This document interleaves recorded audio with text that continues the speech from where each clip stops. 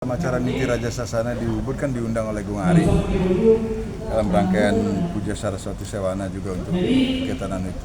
Saya ada mendata beberapa hal. Pertama soal kependudukan, ya. Soal kependudukan.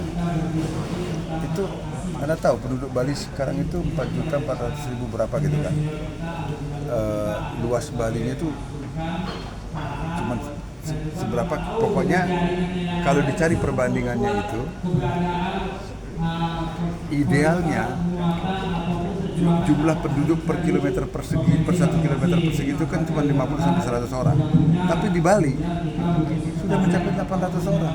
Itu untuk penduduk saja, belum lagi ditambah 30 juta turis dalam 1 tahun. Itulah ruang yang diperebutkan oleh penduduk dengan turis ini.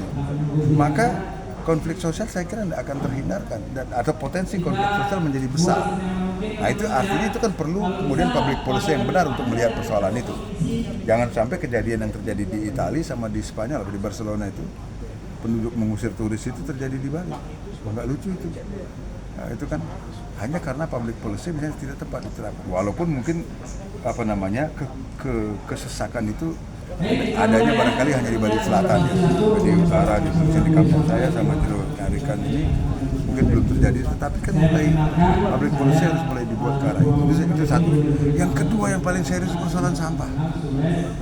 Ya, sama artinya saya sudah bosan ngomong beberapa kali saya mungkin pendapat saya soal sampah. Persoalan sampah ini menurut saya kok masih diperlakukan sebagai persoalan musiman gitu loh. Ketika mulai musim hujan, orang penduduk sudah mulai sampahnya banyak terangkut, mulai banyak timbul keluhan, baru kemudian orang lagi datang. Padahal teknologi untuk itu ada. Misalnya kalau yang terakhir kayak ikutin di Jogja kemarin kan sampah plastik itu dijadikan bahan bakar kan. Walaupun kita tahu misalnya kadar emisinya gimana, berpengaruh nggak terhadap itu, kita belum tahu. Tapi paling nggak ada upaya lah gitu. Tapi teknologi yang paling nyata yang sudah ada, kalau kita menggunakan perbandingan kan sudah ada di tetangga dekat kita di Singapura. Plastik itu diolah, sampah itu diolah hanya dalam hitungan hari, kemudian uapnya yang keluar itu tidak lagi polutif, tidak memproduksi.